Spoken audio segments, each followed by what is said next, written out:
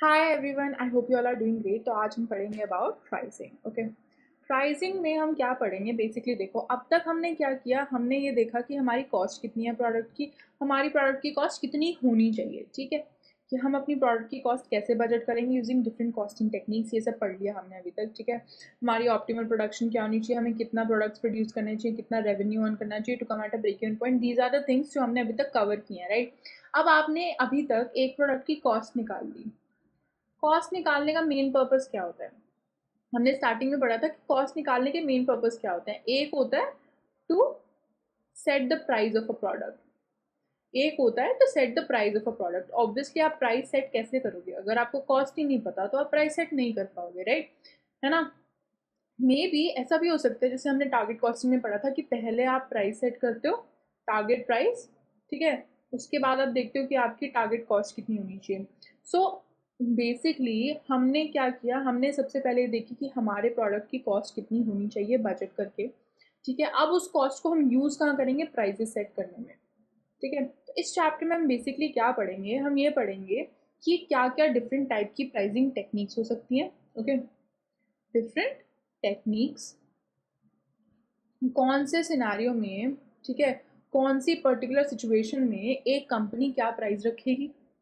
For example अगर मैं चाहती हूँ कि मुझे सारे कस्टमर्स मेरे पास आएँ, कॉम्पिटिटर के पास ना जाएँ, तो क्या करोगे आप? बहुत कम, बहुत मिनिमल प्राइस रख दोगे, है ना। जैसे कि जियो ने किया था। जियो ने क्या किया था? फ्री में दे दिया था सब कुछ, और क्या हुआ था? सारे कस्टमर्स जियो के पास आ गए थे, है ना। बहुत सारी कंपनीज ऐसे करती हैं कि प्राइजेस कम रखती हैं ताकि सारा मार्केट शेयर उनका हो जाए। तो हर डिफरेंट सिचुएशन के लिए हमारे पास डिफरेंट प्राइसिंग स्ट्रैटेजी है। तो इसमें हम वो डिफरेंट प्राइसिंग स्ट्रैटेजीज पढ़ेंगे।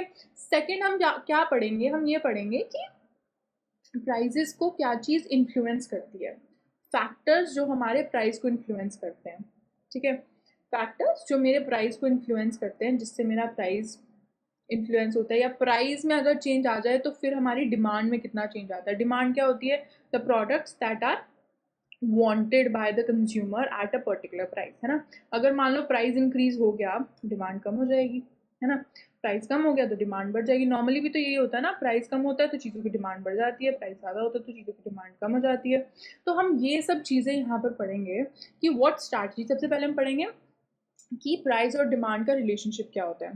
सबसे पहले हम पढ़ेंगे कि प्राइस और डिमांड का रिलेशनशिप क्या होता है। फिर हम पढ़ेंगे कि कौन सी प्राइसिंग टेक्निक्स हैं, और हम कौन सी प्राइसिंग टेक्निक को यूटिलाइज करके अपना प्रॉफिट मैक्सिमाइज कर सकते हैं। दीज आर थिंग्स जो हम ऑल इन ऑल यहाँ पे पढ़ेंगे। ठीक है, so let's get started with it. सबसे पहले देखो, ये लोग भी कह रहे हैं यहाँ पे, सबसे पहले हम पढ़ेंगे फैक्टर्स जो हमारी प्राइस को इन्फ्लुएंस करते हैं। ठीक है, डिमांड और प्राइस का रिलेशनशिप। फिर आपकी क्या प्राइसिंग स्ट्रैटेजी होनी चाहिए जिससे हम अपना प्रॉफिट मैक्सिमाइज कर सकें, है ना। हम क्या ऑप्टिमल, हम ऐसे किस पॉइंट पे अपना प्राइस सेट करें कि हम अपना प्रॉफिट मैक्सिमाइज कर सकें। और decisions due to increase production and sales, कि अगर आपकी सेल्स और प्रोडक्शन इंक्रीज हो रही है तो उससे प्राइसिंग पे क्या इम्पैक्ट पड़ेगा, और हमारे पास कौन सी प्राइसिंग स्ट्रैटेजीज है। सो बेसिकली आपने कॉस्ट सेट कर लिया, अब नेक्स्ट स्टेप क्या होता है? आपको प्राइस सेट करना है। तो प्राइस कैसे सेट करेंगे, ये सब चीज़ें पढ़ेंगे हम यहाँ पे। So let's get started with it. सबसे पहले हम पढ़ेंगे फैक्टर्स इन्फ्लुएंसिंग प्राइस। प्राइस को क्या क्या चीज़ें इन्फ्लुएंस करती हैं। ठीक है, बहुत सारे फैक्टर्स हैं जो हमारे एक प्रोडक्ट के प्राइस को इन्फ्लुएंस करते हैं। अगर आप बिजनेस पॉइंट ऑफ व्यू से देखो तो बहुत सारी चीज़ें हैं एक प्रोडक्ट के प्राइस को इन्फ्लुएंस करने की। फॉर एग्जाम्पल, अगर आपकी डिमांड कम चल रही है, ठीक है, अगर आपकी डिमांड कम है एट द पॉइंट, और अगर आप अपनी डिमांड इंक्रीज करना चाहते हो तो आप अपना प्राइस कम कर दोगे, है ना। अगर आप कोई प्रोडक्ट हाई क्वालिटी का बेच रहे हो तो आप चाहोगे कि उसका आप प्रीमियम प्राइस रखो, right. For example luxury products, luxury cars, उनका प्राइस प्रीमियम होता है, राइट, है ना। अब प्राइस हमारा कॉम्पिटिटर के प्राइस से भी इन्फ्लुएंस होता है कि कॉम्पिटिटर ने क्या प्राइस रखा है, हम भी वही प्राइस रखेंगे, नहीं तो कंज्यूमर हमारे पास क्यों आएगा, कॉम्पिटिटर के पास जाएगा ना। अगर आप सेम प्रोडक्ट मार्केट में बेच रहे हो तो आपको अपने कॉम्पिटिटर का प्राइस देख के रखना पड़ेगा, है ना। It also is influenced by substitutes. अब हम सब्सटीट्यूट्स पढ़ते हैं, क्या होते हैं substitutes? Is basically alternative. Alternative, alternative यानी कि for example let's say, okay, alternative हम बोलेंगे यहाँ पे टी एंड कॉफ़ी, बहुत बेसिक सा एग्जाम्पल है। है ना, मैकडोनल्ड्स एंड बर्गर किंग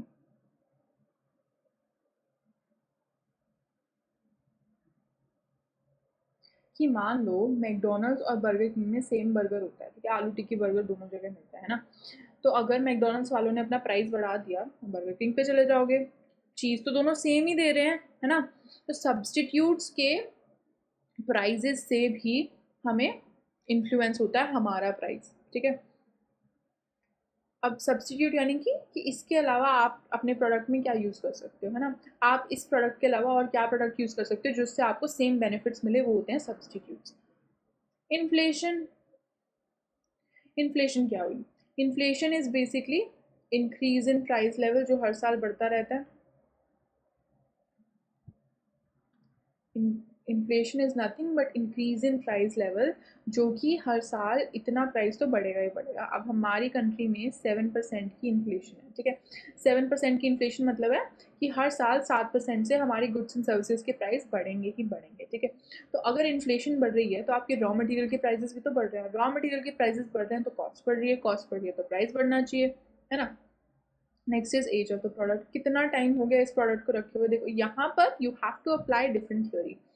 अब फॉर एग्जाम्पल अगर एक चीज़, हम यहाँ पे ना फ्रूट्स का एग्जाम्पल लेते हैं, ठीक है। फ्रूट्स आर पेरिशेबल, है ना, और उनकी शेल्फ लाइफ बहुत कम होती है। शेल्फ लाइफ मतलब कितना टाइम तक वो ठीक रहते हैं, उनकी शेल्फ लाइफ बहुत कम होती है, राइट। कोई एक फ्रूट है उसकी शेल्फ लाइफ मान लो 5 दिन है, मैक्सिमम 5 डेज है, ठीक है। तो पहले दिन पे उसका प्राइस सबसे ज़्यादा होगा। मैंगोज का लेके चलते हैं, ठीक है। मैंगोज की शेल्फ लाइफ लेट्स से 5 दिन है, ठीक है। 5 दिन बाद वो ख़राब हो जाएंगे।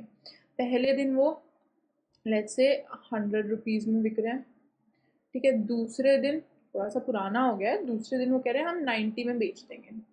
तीसरे दिन 85 में बिक रहा है। चौथे दिन 70 में बिक रहा है। पाँचवें दिन तो ऑलमोस्ट ख़राब हो ही गया है, तो 50 में भी बिक जाएगा। तो एज ऑफ द प्रोडक्ट भी हमारे प्राइजेस को इन्फ्लुएंस करता है। और डिस्पोजेबल इनकम, डिस्पोजेबल इनकम क्या होती है? डिस्पोजेबल इनकम यानी कि हमारे पास आफ्टर टैक्सेस कितना पैसा बचा है खर्च करने के लिए। डिस्पोजेबल इनकम इज़ बेसिकली हमारे पास कितना पैसा बचा है आफ्टर टैक्सेस खर्च करने के लिए। अब अगर एक कंट्री की डिस्पोजेबल इनकम कम है तो ऑब्वियसली वहाँ पर लोग ज़्यादा प्राइजेस के प्रोडक्ट्स नहीं खरीदेंगे, है ना। अगर एक कंट्री में ऑन एवरेज लोगों के पास कम पैसा बचता है खर्च करने के लिए, तो वहाँ पर ज़्यादा महंगे प्रोडक्ट्स नहीं बिकेंगे, राइट।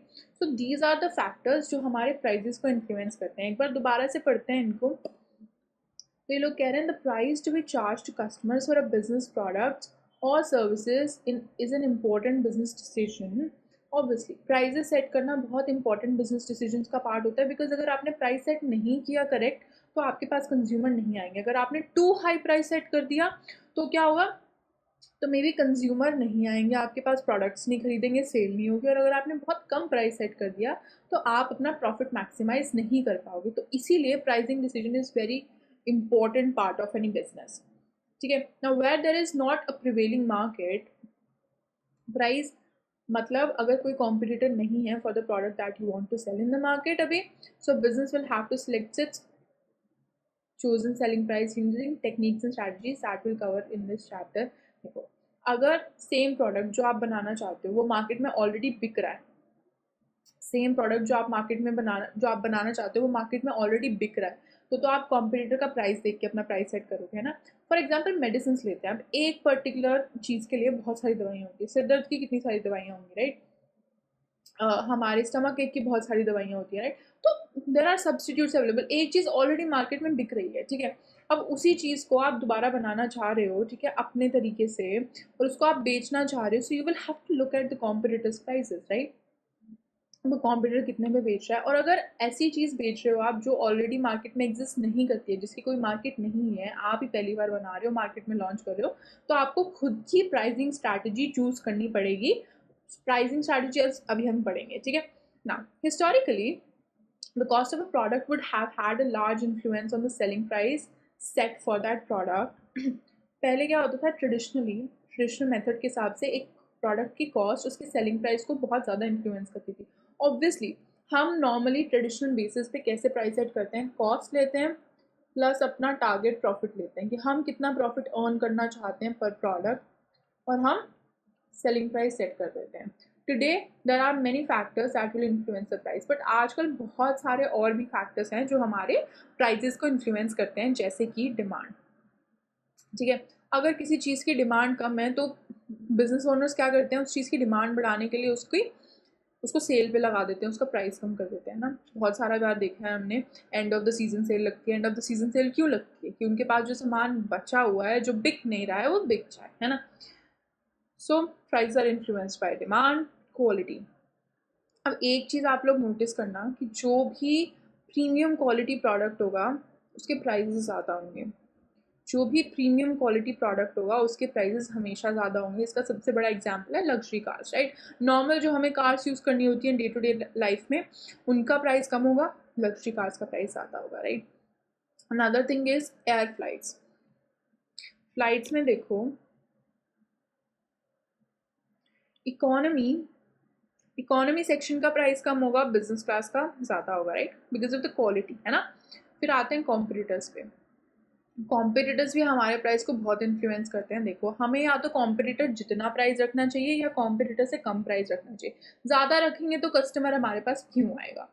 सब्सटीट्यूट्स, अभी मैंने बताया सब्सटीट्यूट्स क्या होते हैं, हमारे ऑल्टरनेटिव्स, कि अगर ये प्रोडक्ट हम यूज़ नहीं करेंगे तो इसके अलावा और क्या यूज़ कर सकते हैं, है ना. जैसे I give you an example of McDonald's और बर्गर किंग. दोनों सेम ही है, दोनों में सेम चीज़ें प्रोवाइड होती हैं, है ना. तो अगर आपको लग रहा है कि burger king is expensive, you will go to McDonald's, है ना. If you think that McDonald's is expensive, you might go to burger king. Many people have to make that choice, right.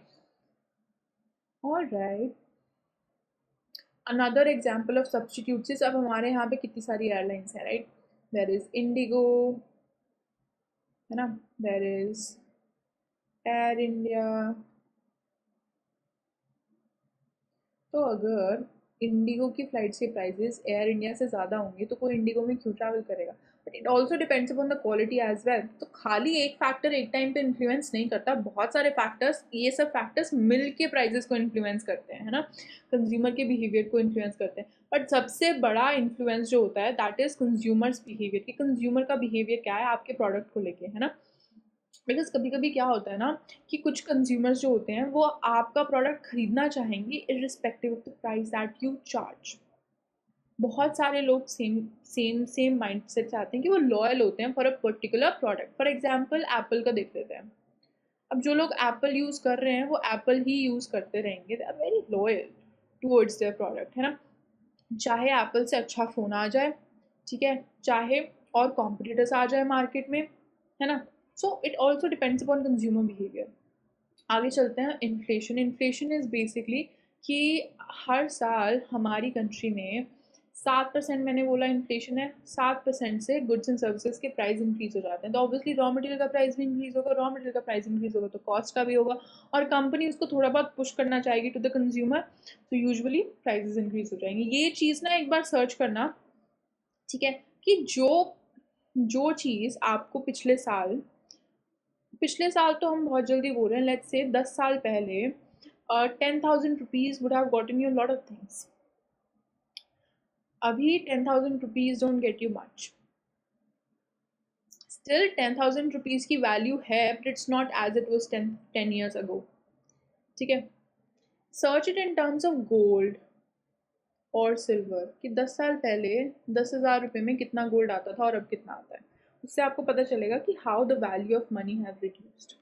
Inflation is nothing but the value of money reducing over time. तो हर साल 7% से money की value कम हो जाती है, and therefore we have to pay more money to buy the same goods.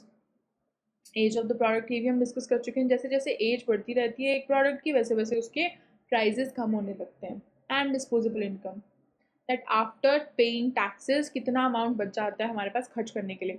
So disposable income जहाँ पर जिस कंट्री में कम होगी, ठीक है, जहाँ पर मिडिल इनकम कंट्रीज होंगी, मिडिल इनकम कंट्रीज यानी कि जहाँ पर मिडिल क्लास लोग ज़्यादा होंगे या people who earn less money ज़्यादा होंगे, तो वहाँ पर ज़्यादा महंगे प्रोडक्ट्स नहीं बिक सकेंगे. So that is also one thing that influences the prices of many many products. ठीक है, ये तो हो गया फैक्टर्स जो हमारे प्राइजेस को इन्फ्लुएंस करते हैं.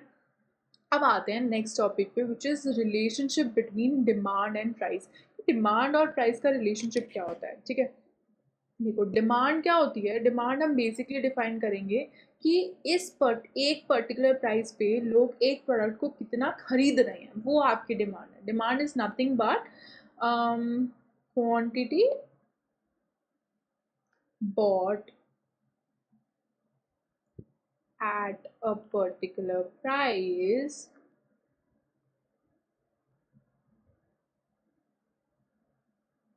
by consumer. Okay, so basically हम क्या कह रहे हैं यहाँ पे कि अगर अगर demand is what, nothing but कि एक प्राइस पे कितनी क्वांटिटी बाय हो रही है। देखो डिमांड का वैसे होता है, हम इसको ग्राफ पे भी डिफाइन कर लेते हैं, ठीक है। This is demand curve, okay. We put price here and we put quantity here, यहाँ पे क्वांटिटी पुट करेंगे, ठीक है। अब आप चीज़ देखो, प्राइस अगर यहाँ है तो क्वांटिटी अगर यहाँ है, प्राइस कम हो रहा है तो क्वांटिटी बढ़ रही है, प्राइस ज़्यादा हो रहा है तो क्वांटिटी कम हो रही है, राइट। तो इससे हम क्या एनालाइज कर रहे हैं, हम इससे ये एनालाइज कर रहे हैं कि demand and price, demand and price, price and demand, price and demand have inverse relationship.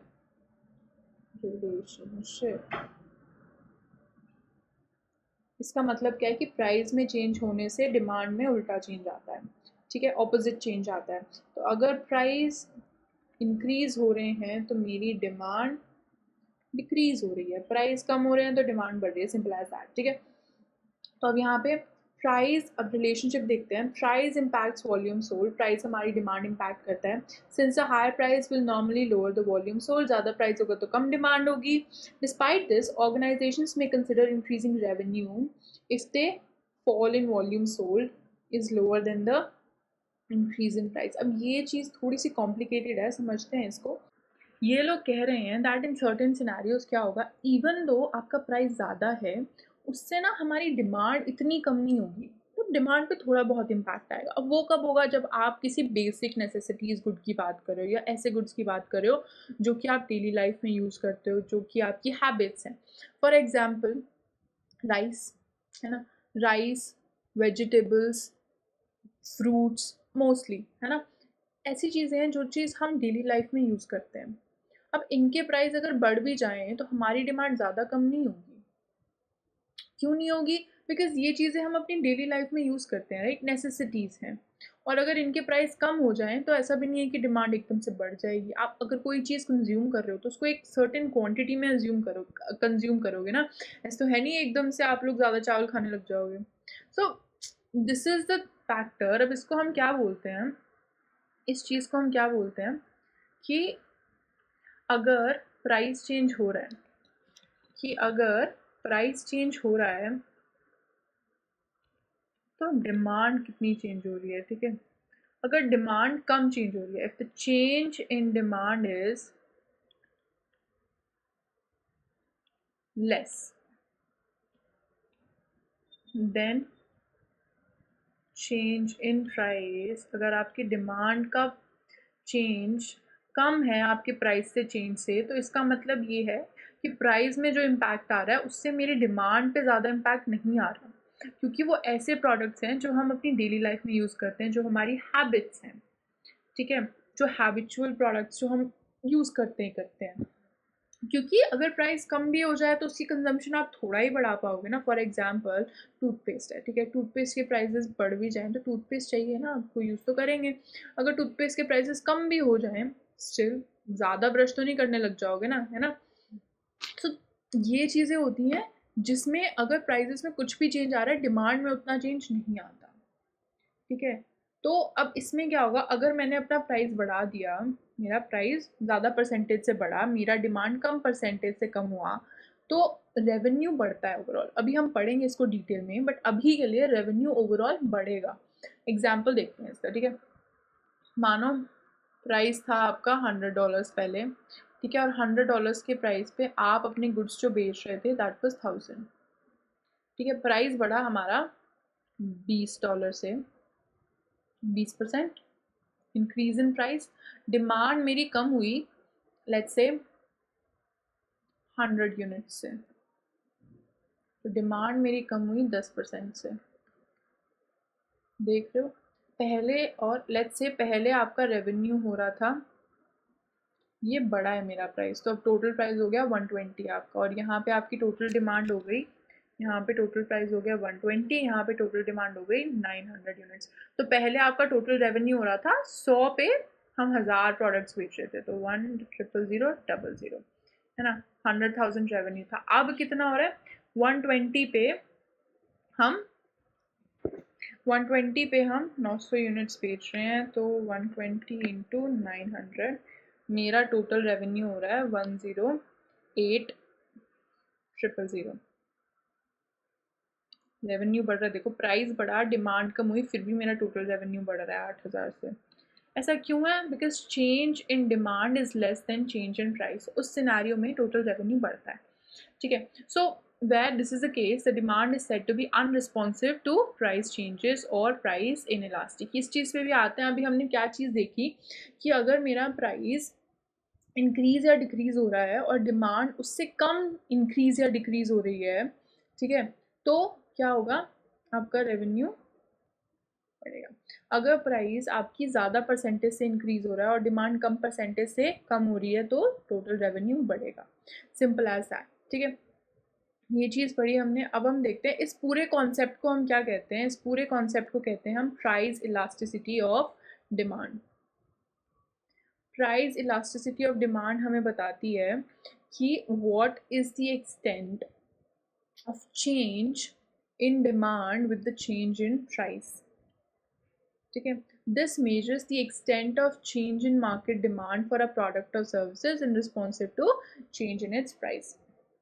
इसको हम शॉर्ट फॉर्म में PED भी बोलते हैं, प्राइस इलास्टिसिटी ऑफ डिमांड। अब देखो, इफ ये चीज़ नोट डाउन करने की है, इफ चेंज इन प्राइस, और चेंज हम हमेशा परसेंटेजेस में लेंगे, ठीक है, बिकॉज परसेंटेज से आप कंपेयर कर सकते हो, वैल्यूज से आप कंपेयर नहीं कर सकते, right. If the percentage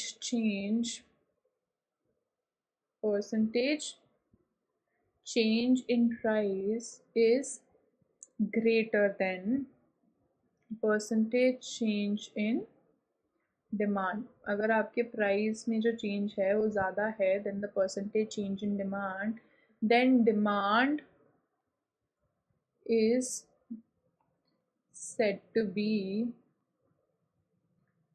price inelastic।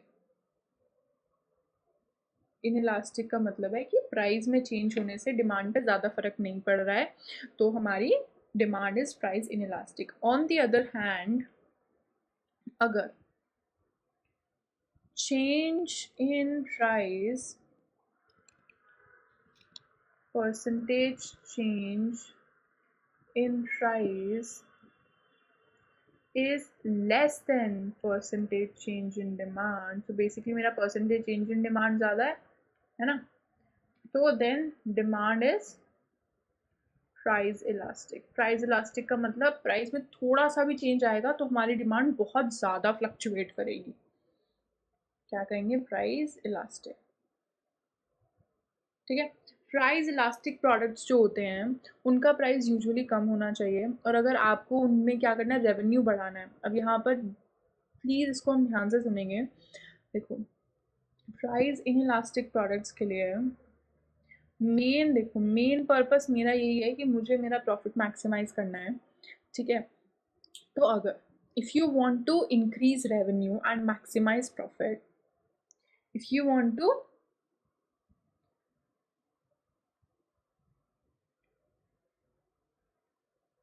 Maximise profit,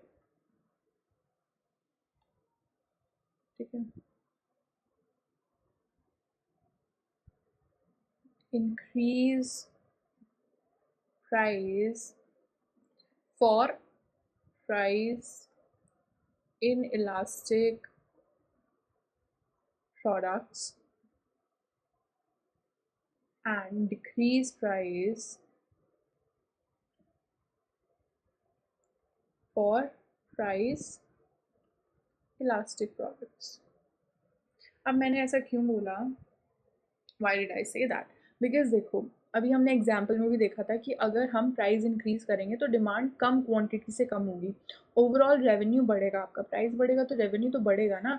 और अगर आपकी जो डिक्रीज है डिमांड में वो कम परसेंटेज से हो रही है तो ओवरऑल रेवेन्यू बढ़ेगा। तो अगर हमें प्राइस इनइलास्टिक प्रोडक्ट्स में रेवेन्यू बढ़ाना है, हम क्या करेंगे, प्राइसेस इंक्रीज करेंगे।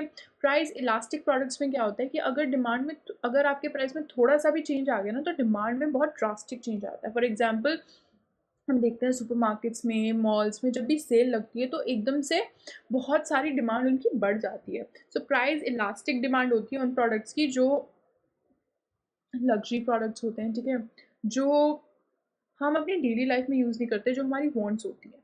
ठीक है, कोई चीज़ आप खरीदना चाहते हो बट यू बिन वेटिंग कि इसका प्राइस कम होगा तो हम तब खरीदेंगे ना, वो प्रोडक्ट्स होते हैं प्राइस इलास्टिक, कि लोग वेट करते हैं कि उसका प्राइस कम होगा तो खरीदेंगे, तो जैसे एकदम से प्राइस कम होता है वैसे ही उसकी डिमांड बढ़ जाती है। अब प्राइस इलास्टिसिटी ऑफ डिमांड निकालते कैसे हैं? प्राइस इलास्टिसिटी ऑफ डिमांड हमने देखा that it is a relationship, it tells you the relationship between change in price and change in demand, है ना। तो हम लेंगे ऊपर percentage change in demand divided by percentage change in price. If PED is greater than 1 तो वो है price elastic. If PED is less than 1 तो वो है प्राइस इनइलास्टिक। अगर PED ग्रेटर देन 1 है तो इसका मतलब change in demand is greater than change in price. Okay, अगर PED 1 से ज़्यादा है तो हमें पता चलेगा that change in demand is greater than change in price, और अगर हमारी डिमांड ज़्यादा चेंज हो रही है तो it means it's a price elastic thing, right. And अगर हमारी PED इज लेस देन 1 तो हमें पता चलेगा कि डिमांड का चेंज लेस है प्राइस का चेंज से, that is price elastic demand. इसको थोड़ा सिंप्लीफाई करते हैं हम लोग, है ना।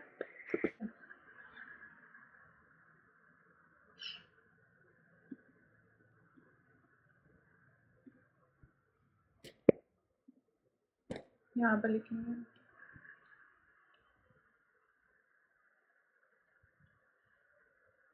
ओके, price elasticity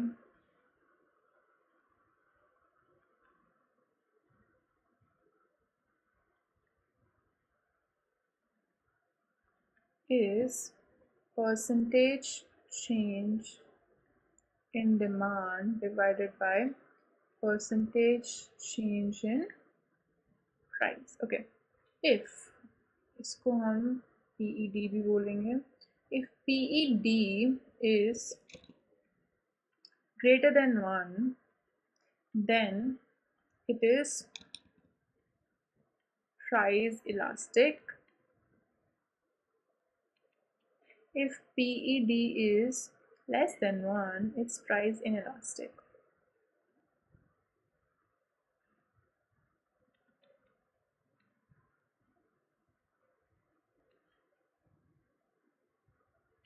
ठीक है, अब देखते हैं प्राइस इन इलास्टिक और इलास्टिक का मतलब क्या होता है।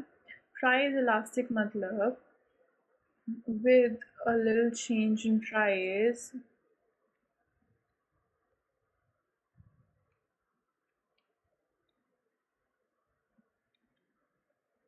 demand will have a drastic change.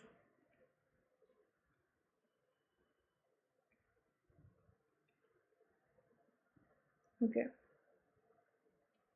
therefore if a company wants to increase their revenue they should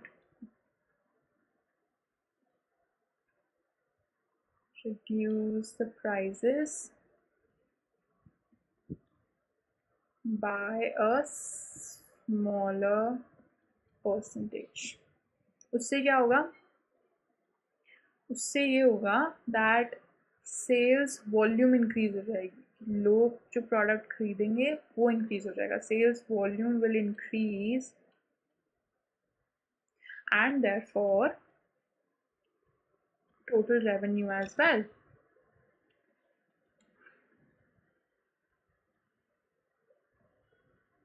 and therefore total revenue as well.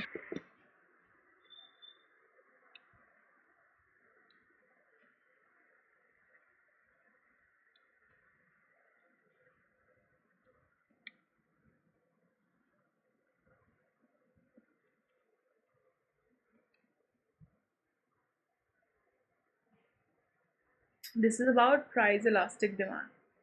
ठीक है, प्राइस इलास्टिक डिमांड ये हो गई हमारी. ठीक है, कि अगर प्राइस में थोड़ा सा चेंज आएगा तो डिमांड में ड्रास्टिक चेंज आएगा. तो अगर एक प्रोडक्ट जो प्राइस इलास्टिक है उसका रेवेन्यू आप इंक्रीज़ करना चाहते हो तो आप प्राइस को थोड़ा सा कम कर दो बाय स्मॉलर परसेंटेज, डिमांड अपने आप ही बढ़ जाएगी. और अगर आपकी सेल्स वॉल्यूम बढ़ गई ज़्यादा परसेंटेज से, ऑब्वियसली आपका टोटल रेवेन्यू भी इंक्रीज़ हो जाएगा. ठीक है, अब प्राइस इलास्टिक प्रोडक्ट्स कौन से होते हैं? प्राइस इलास्टिक प्रोडक्ट्स वो होते हैं जो कि आपकी नेसेसिटी नहीं है, जो कि आप डेली लाइफ में यूज़ नहीं करते हो, या वेटिंग कि इनका प्राइस कम हो तो हम उसको खरीदें. ठीक है, usually it will be some designer clothes, it will be luxury products, है ना, it will be things that we don't want in our daily life. अब आते हैं प्राइस इन इलास्टिक प्रोडक्ट्स पे. प्राइस इन इलास्टिक प्रोडक्ट्स क्या होंगे मेरे? ऐसे प्रोडक्ट्स जो कि हम डेली लाइफ में यूज़ करते हैं एंड उसमें आप चाहे जितनी भी प्राइस में चेंज कर लो, डिमांड बहुत कम क्वांटिटी से चेंज होगी. फॉर एग्जांपल, आप डेली लाइफ में बहुत सारी चीज़ें यूटिलाइज करते हो, right? Wheat, your toothpaste, your soaps, your face wash, है ना. अगर उनका प्राइस मान लो कम भी हो जाता है तो सडनली ऐसे तो नहीं होगा कि आप दिन में 20 बार फेस वॉश करोगे, है ना. नहीं करोगे. आप ज़्यादा से ज़्यादा क्या करोगे, एक फेस वॉश के साथ एक एडिशनली बाय कर लोगे. ऐसा थोड़ी है कि 5 उठा के ले आओगे. Usually doesn't happen. ओके, तो प्राइस इन इलास्टिक प्रोडक्ट्स क्या होते हैं? That where change in price is always greater than change in demand. Demand बहुत कम चेंज होती है हमारी. ठीक है, usually these will be necessity products. अब if a company wants to increase their revenue, इस सिनेरियो में तो उनको क्या करना चाहिए? they should increase their prices. क्यों? क्योंकि प्राइस इंक्रीज करेंगे, सेल्स वॉल्यूम कम फॉल होगी, प्राइसेस ज़्यादा इंक्रीज हो रहे हैं, so they will have a higher revenue. ठीक है, अब पढ़ते हैं ये लोग क्या कह रहे हैं. अब प्राइस इलास्टिसिटी ऑफ डिमांड का फॉर्मूला दे दिया. अभी कह रहे हैं value of elasticity may be anything from 0 to infinity. हमने पढ़ लिया ग्रेटर देन 1 है तो प्राइस इलास्टिक है, लेस देन 1 है तो प्राइस इन इलास्टिक है. बाकी चीज़ें पढ़ते हैं. So value of elasticity क्या होती है? If the result of this formula in absolute terms is less than 1, the demand is inelastic. Already पढ़ चुके हैं. If the result of the formula in absolute term is greater than 1, then the price demand is elastic. Demand is referred to as inelastic if the percentage change in demand is lower than the percentage change in price. ये भी हम पढ़ चुके हैं. This gives an absolute value less than 1, ignoring the negative sign. देखो, negative sign आएगा जब भी आप प्राइस इलास्टिसिटी ऑफ डिमांड निकालोगे. नेगेटिव साइन क्यों आएगा? बिकॉज इन दोनों का रिलेशनशिप ऑपोजिट है, इनवर्स रिलेशन है, इसीलिए आपका आंसर नेगेटिव में आएगा. तो हमें नेगेटिव को इग्नोर करके ये देखना है कि पीईडी ग्रेटर देन 1 है या लेस देन 1 है. ठीक है, similarly demand is referred to as elastic if the percentage change in demand is higher than the percentage change in price. This gives an absolute value of more than 1, ignoring the negative sign. Obviously negative sign को ignore करेंगे guys. Negative क्यों आएगा? Because इन दोनों का relationship inverse है. Demand और price का relationship is inverse to each other. तो इसीलिए हमारा जो है आंसर नेगेटिव में आएगा. तो हम नेगेटिव को इग्नोर करके देखेंगे कि मेरा आंसर 1 से ज़्यादा है या 1 से कम है. ठीक है, आफ्टर दैट हमें पता चल गया प्राइस इलास्टिक डिमांड के बारे में. अब उसके बाद ये लोग कह रहे हैं that when the demand is inelastic, prices can be reduced without significantly affecting demand. If demand is elastic, a decrease in price will result in increase in sales volume. ये चीज़ हम ऑलरेडी लिख चुके हैं ना. और अगर सेल्स वॉल्यूम इंक्रीज होगी, directly आपका रेवेन्यू भी इंक्रीज होगा. क्योंकि प्राइस तो हमने बहुत कम क्वांटिटी से इंक्रीज किया, राइट। अब देखते हैं हम इलस्ट्रेशन 1 पे आते हैं। इलस्ट्रेशन 1 में हमें बोला जा रहा है that the price of a good is 1.2 per unit and the annual demand is 800,000 units. Market research indicates that an increase in price of 10 cents per unit, तो प्राइस यहाँ पे 1.2 से करके 1.3 कर देंगे, it will result in a fall in the annual demand of 75,000 units. तो मेरी demand 75,000 unit से कम हो जाएगी. What is the price elasticity of demand? Ignore the negative sign, बोल भी रहे हैं लोग, and work to 3 decimal places. हमको आंसर 3 decimal places तक बताना है, ठीक है. Let's find that out. सबसे पहले क्या निकालेंगे, देखो हमारी प्राइस इलास्टिसिटी ऑफ डिमांड का एक फॉर्मूला है, उसको यूज करेंगे हम यहाँ पे. I am just erasing all of it guys. इसको हम यहाँ पे लिखते हैं,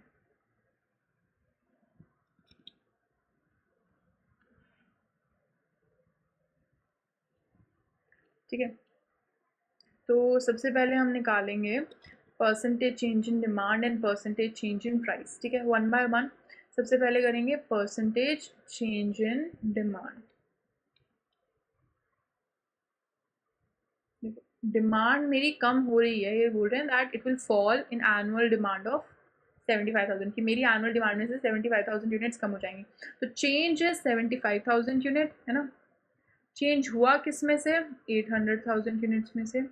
जब भी किसी चीज़ की परसेंटेज निकालनी होती है तो पहले लिखते हैं चेंज, फिर लिखते हैं original value which is 800,000 multiplied with 100. तो यहाँ पे मेरा आंसर क्या होना चाहिए, 75,000 डिवाइडेड बाय 800,000 इंटू 100. आंसर होना चाहिए आपका चेंज इन डिमांड इज 9.375%, ठीक है. ये होगा चेंज इन डिमांड. सेकंड निकालेंगे change in price. Change in prices, price में कितना चेंज हो रहा है, 10 सेंट्स. 10 सेंट्स को देखो $1 इक्वल टू 100 सेंट्स. तो हम दोनों चीज़ों को डॉलर में लेंगे. 10 cents is nothing but $0.1. $0.1 change है. Original price was 1.2 into 100.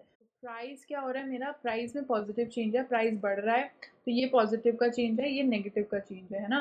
तो यहाँ पर आपका चेंज हुआ -9.375%, क्योंकि डिक्रीज हुआ है ना. 75,000 से डिक्रीज हुआ है तो मेरा चेंज माइनस में हुआ, परसेंटेज भी माइनस में आएगी. यहाँ पे क्या होगा, यहाँ पे आपका प्राइस इंक्रीज हुआ है तो चेंज पॉजिटिव है, तो परसेंटेज भी पॉजिटिव में आएगी. सो 0.1 डिवाइडेड बाय 1.2 इंटू 100. तो मेरा यहाँ पर प्राइस इंक्रीज हुआ है बाय 8.333%, ठीक है. अब ये आ गया पीईडी निकालते हैं. PED is going to be percentage change in demand which is -9.375% divided by percentage change in price which is 333%. -9.375% divided by 8.333%. That is going to give me PED is equal to -1.125. हमने क्या बोला है, negative sign को ignore करना है. सो PED is basically your 1.125 which is greater than 1. Greater than 1 यानी कि price elastic है यहाँ पे, as it is set here, ठीक है. सबसे पहले प्राइस इलास्टिसिटी ऑफ डिमांड में चेंज इन डिमांड निकालना है, फिर चेंज इन प्राइस निकालना है, फिर पीईडी निकालनी है, फिर नेगेटिव साइन इग्नोर करके देखना है कि वो 1 से ज़्यादा है या 1 से कम है. तो इन्होंने बोला 3 डेसिमल प्लेसेस तक बताओ, तो हम 3 डेसिमल प्लेसेस तक बताएंगे, ठीक है. अब नेक्स्ट टॉपिक हमारे पास आता है कि ऐसे कौन से फैक्टर्स हैं जो हमारी प्राइस इलास्टिसिटी को इन्फ्लुएंस करते हैं. ऑब्वियसली जो चीज़ें हमारी डिमांड को इन्फ्लुएंस करती हैं वो चीज़ें हमारी प्राइस इलास्टिसिटी को भी इन्फ्लुएंस करेंगी. फॉर एग्जांपल, अब मैं तुमको ये बार बार बोल रही हूँ कि जो प्रोडक्ट्स नेसेसरी हैं तुम्हारे लिए, जो प्रोडक्ट्स नेसेसरी हैं उनकी डिमांड हमेशा इनइलास्टिक ही रहेगी, क्योंकि वो चीज़ इर्रिस्पेक्टिव उसका प्राइस क्या है आपको यूज़ करना ही करना है. फॉर एग्जाम्पल मेडिसिन, अब जो दवाई आप डेली लाइफ में यूज़ कर रहे हो वो तो आपको करनी पड़ेगी ना, चाहे उसका प्राइस कम हो रहा है चाहे ज़्यादा हो रहा है. जो लोग ऑन रेगुलर बेसिस डायबिटीज़ की मेडिसिन लेते हैं, जो लोग on regular basis blood pressure की मेडिसिन लेते हैं या फिर किसी और चीज़ की मेडिसिन लेते हैं, उनको लेनी ही पड़ेगी वो मेडिसिन इर्रिस्पेक्टिव उनका प्राइस जो भी हो, right. For example now people, हम लोग अपना खाना खाते हैं, राइट? अब खाना खा रहे हो आप, व्हीट खरीद रहे हो, राइस खरीद रहे हो, वेजिटेबल्स खरीद रहे हो, बेसिक खाने के लिए तो आप पैसे खर्च करोगे ना, इरिस्पेक्टिव उसमें कितना भी प्राइस हो, ठीक है? For example tomato, onions, potato, बहुत सारी चीज़ें ऐसी हैं जो हमारा स्टेपल फूड है। अब उसमें प्राइस कितना भी बढ़ जाए, people have to eat that food, right? So still it will have to be bought even if the price rises. The degree of necessity is one of the major factors जो आपकी price elasticity of demand को influence करता है. अगर कोई चीज़ necessary है, उसकी demand price inelastic ही होगी. अगर कोई चीज़ necessary नहीं है, तो उसकी demand price elastic होगी. Income is also a part of it. अगर कोई product आपकी income का ज़्यादा proportion consume कर रहा है, अगर कोई प्रोडक्ट आपकी इनकम का ज़्यादा प्रोपोर्शन कंज्यूम कर रहा है, फॉर एग्जांपल लेट्स से आप $3000 अर्न कर रहे हो ऑन मंथली बेसिस, आप क्या कर रहे हो, $3000 कंज्यूम कर रहे हो ऑन मंथली बेसिस, और इस $3000 में से आप let's say you spend $400 on groceries, है ना? So if it takes up a good, it takes up a low percentage of consumers income, consumers will less sensitive to price rises. तो अगर ये तो हो गई आपकी नेसेसिटीज, ठीक है? नेसेसिटी है, चाहे कोई भी प्रोपोर्शन कंज्यूम करे, डिमांड ज़्यादा इम्पैक्ट नहीं होगी। लेकिन लेट्स से एक डिज़ाइनर बैग है which is of $1000, okay? There is one designer bag which is of $1000 and आपको वो खरीदना है। Now if it takes up what 1/3 of your monthly income, अगर कोई चीज़ आपकी इनकम का ज़्यादा प्रोपोर्शन कंज्यूम करती है, that is going to be price elastic, और अगर कोई चीज़ आपकी टोटल इनकम का कम प्रोपोर्शन कंज्यूम करती है, that is going to be price inelastic. क्यों? बिकॉज कम प्रोपोर्शन है, right? It's a very small proportion of your product. For example coffee, many people consume coffee every day, right? And it's very small proportion of their monthly or yearly income, है ना? Coffee के price अगर बढ़ भी जाएंगे तो it will not have that much impact on people's consumption. इतना ज़्यादा इम्पैक्ट नहीं आएगा लोगों की कंजम्पशन पे, इतना ज़्यादा इम्पैक्ट नहीं आएगा लोगों की कॉफ़ी कितनी पी रहे हैं।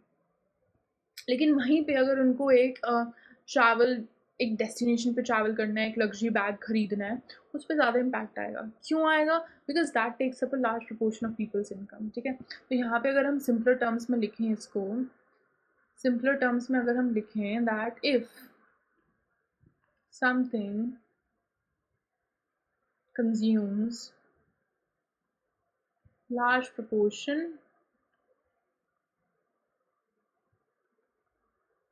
of people's income,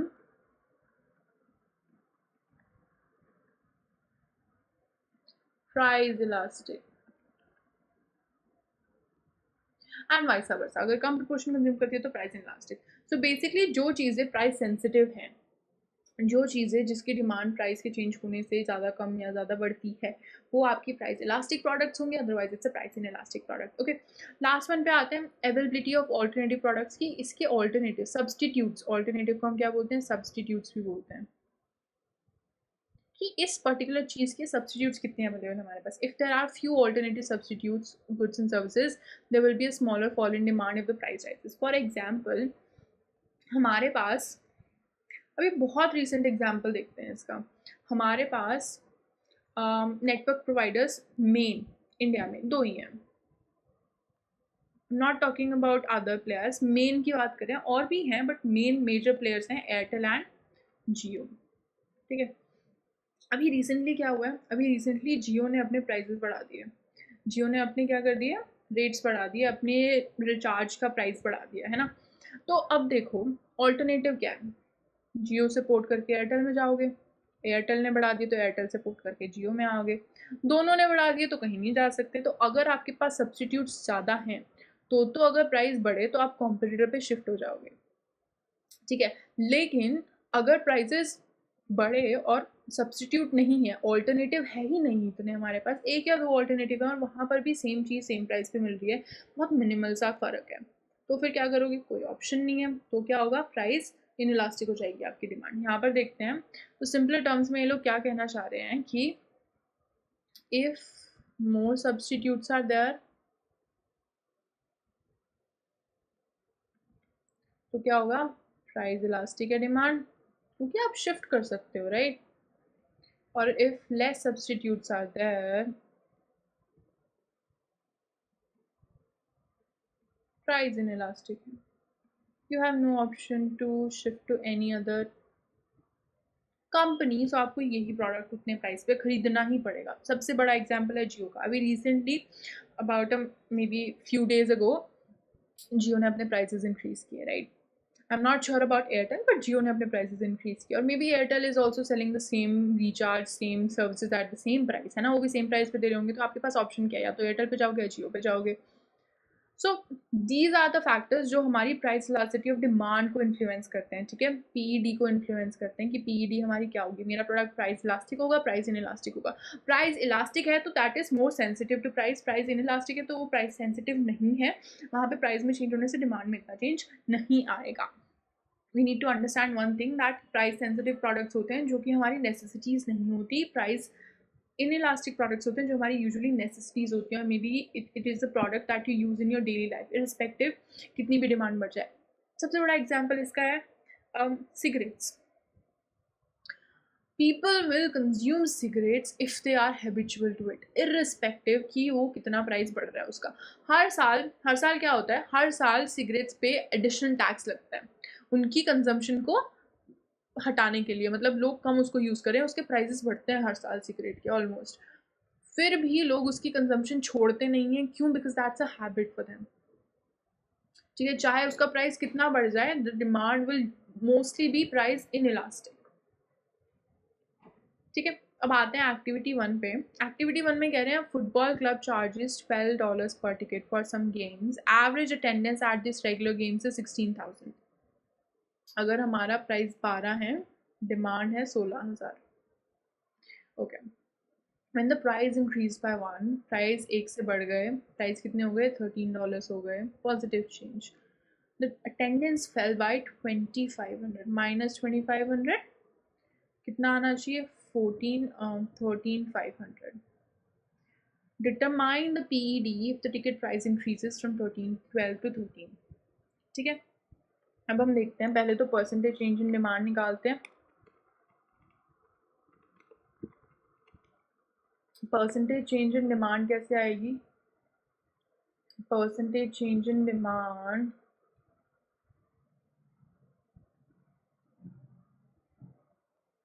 is equal to change in demand minus 2,500 divided by original value 16,000 into 100. Minus 2,500 divided by 16,000 into 100, it's going to be, and we are going to take it to 3 decimal places.